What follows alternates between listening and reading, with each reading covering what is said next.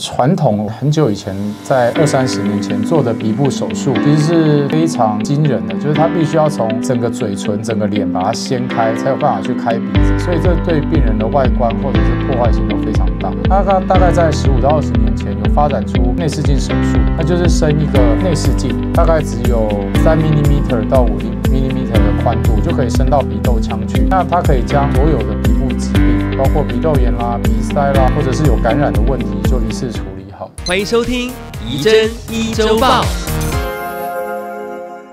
大家好，我是张怡真，欢迎收听怡真一周报，一起够健康第289集的播出。这个节目希望透过医护和成功人士的经验，传递医疗新知和正面的健康人生。今天非常高兴的是邀请到中国医药大学新竹附设医院耳鼻喉科的陈俊志陈医师哦。陈医师呢有个个案是鼻子竟然长出牙齿哦，是怎么一回事？要如何的治疗呢？我们先请陈俊志陈医师跟听众朋友打声招呼。主持人、各位听众，大家好，我是中医大新竹分院耳鼻喉科陈俊志医师。是陈医师，你有个个案非常的特殊哦，鼻子会长出牙齿，这个是什么样的状况啊？就是其实我们的鼻腔跟口腔，就上排牙齿的骨板是紧密结合的。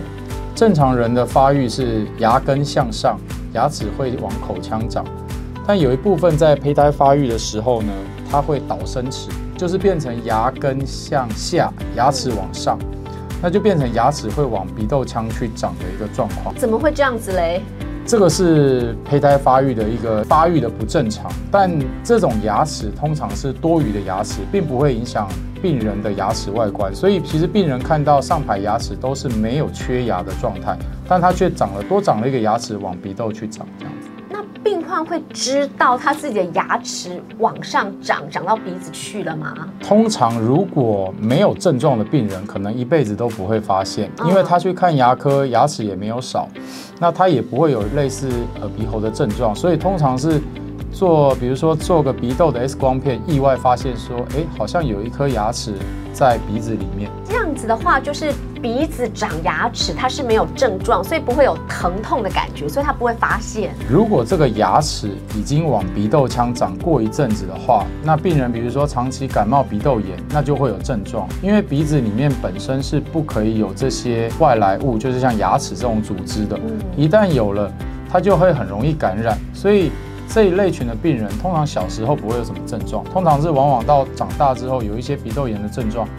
最后会演变成鼻窦炎怎么治疗不好？那我们做检查才发现，原来它有一个益生齿，才会造成它反复的感染。所以都是透过鼻窦炎才发现自己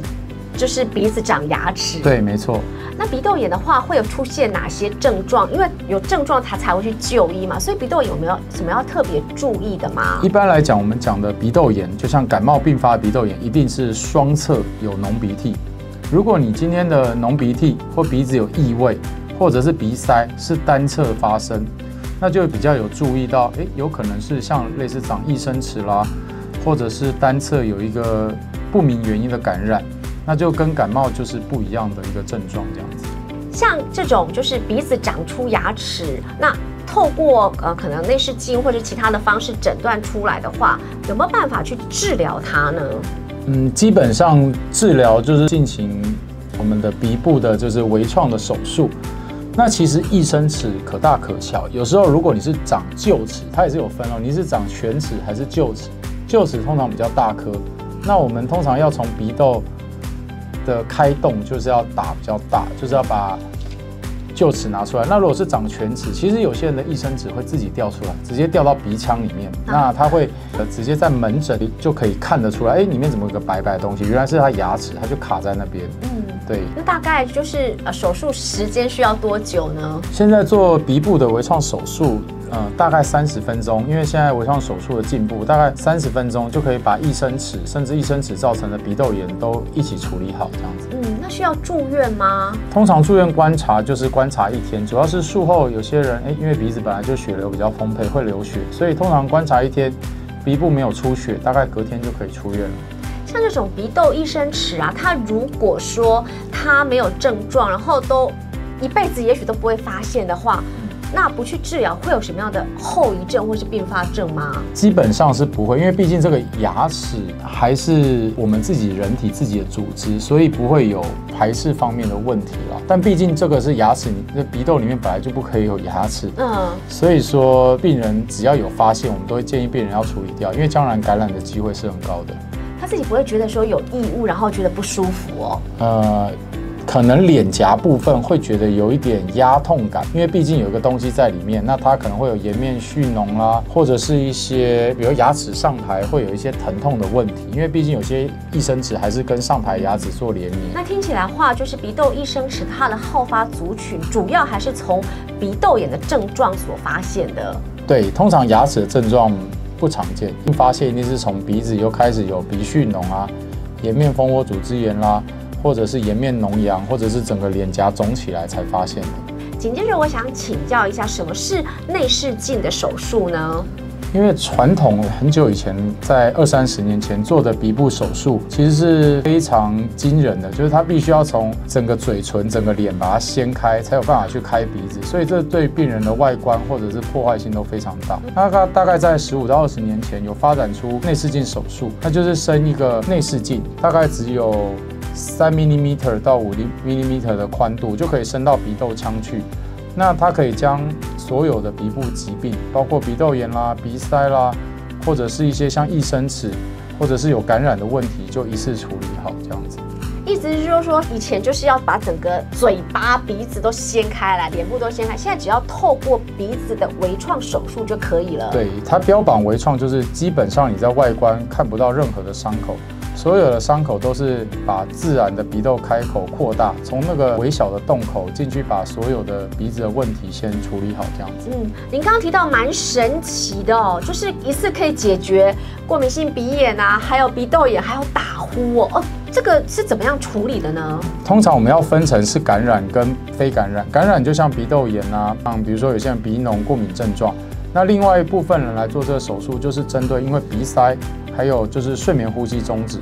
我想现在大家病人打呼的都很多，那其实很多人经过我们睡眠检查完或照过鼻窦 X 光，发现原来他是因为鼻塞造成晚上吸不到气，嘴巴就自然打开会呼吸，就变成很大的鼾声。所以很多人做完这个手术之后，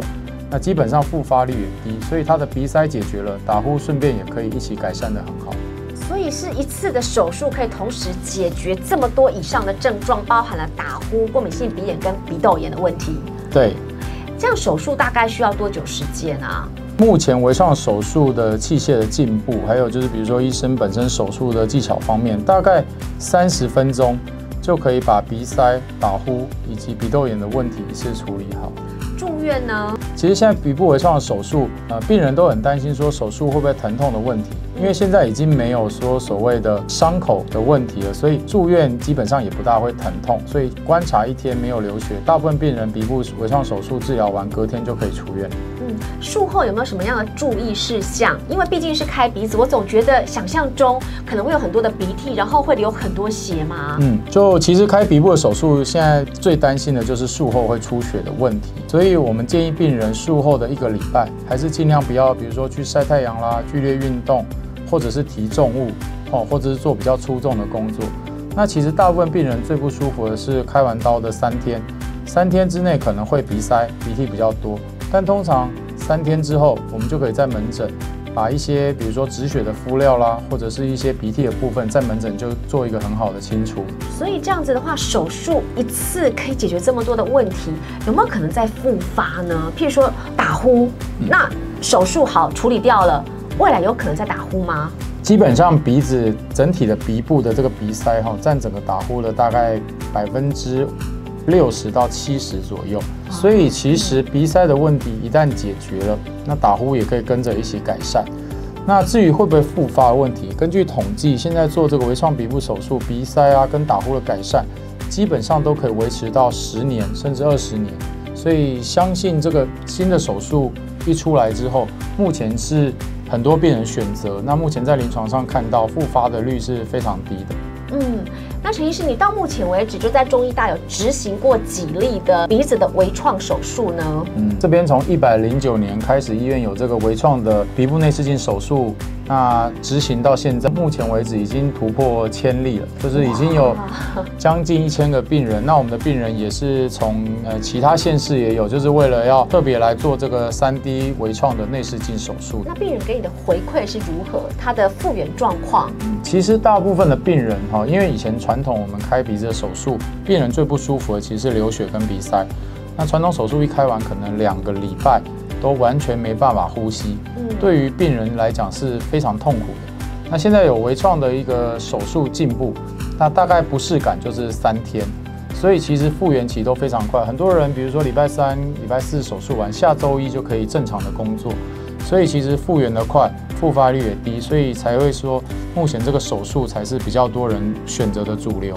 意思就是说，开个刀痛苦3天，可能让你一辈子就是可以睡得很好。对，就是3天的时间，就那个周末在家里休息，比较辛苦。那之后一定是越来越好，鼻塞啊、打呼都可以获得很好的解决。陈医生，在你的临床经验，你刚刚有提到，就是说有1000例以上都是蛮成功的，有没有一些个案可以跟我们分享的呢？因为我的病人大部分，比如说都是以鼻子手术为主，那有一些是外伤性，比如说他以前车祸撞到，所以他本身其实撞击之后造成鼻中隔严重弯曲，他就完全没办法呼吸。那病人睡眠品质非常不好，他就跟我讲，他已经10几年都没有办法好好睡觉，晚上睡觉都只能嘴巴打开呼吸。那我们这个手术除了针对鼻夹就鼻息肉之外，鼻中隔骨头的一个矫正也是非常有效的。所以一矫正完，哇，病人当天就是回诊第一次，病人就跟我讲，他从来没有就是清完鼻子，他就说哇，从来没有睡得这么好，因为他终于可以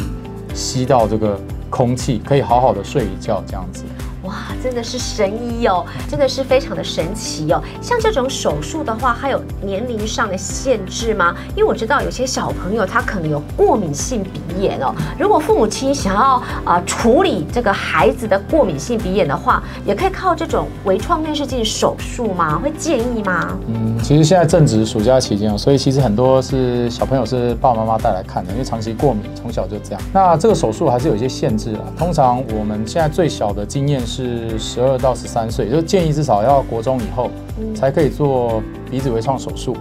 当然，如果合并鼻中隔弯曲的病人呢，鼻中隔因为毕竟还是会有生长板，它有鼻子发育的问题，所以如果要动鼻中隔手术，一定要等成年，至少要20岁之后。但一般的鼻夹肉或息肉，本来就是大概10几岁就定型了，所以鼻部的微创手术最小是从12岁、13岁左右。那我们年纪最大的，大概比如说80、90岁都可以开，年纪没有上限这样。好，我们今天非常谢谢中国药大学新竹附设医院耳鼻喉科的陈俊志陈医师哦，跟我们分享的是微创的内视镜手术哦，一次手术痛苦3天，可以帮你解决包含的是过敏性鼻炎啊、鼻窦炎，还有很严重的呼吸睡眠中止症，甚至于是打呼的问题。如果有任何的问题的话，都可以来就诊于耳鼻喉科的陈俊志陈医师。我们下个礼拜天《医真周报》再见喽，拜拜，拜拜。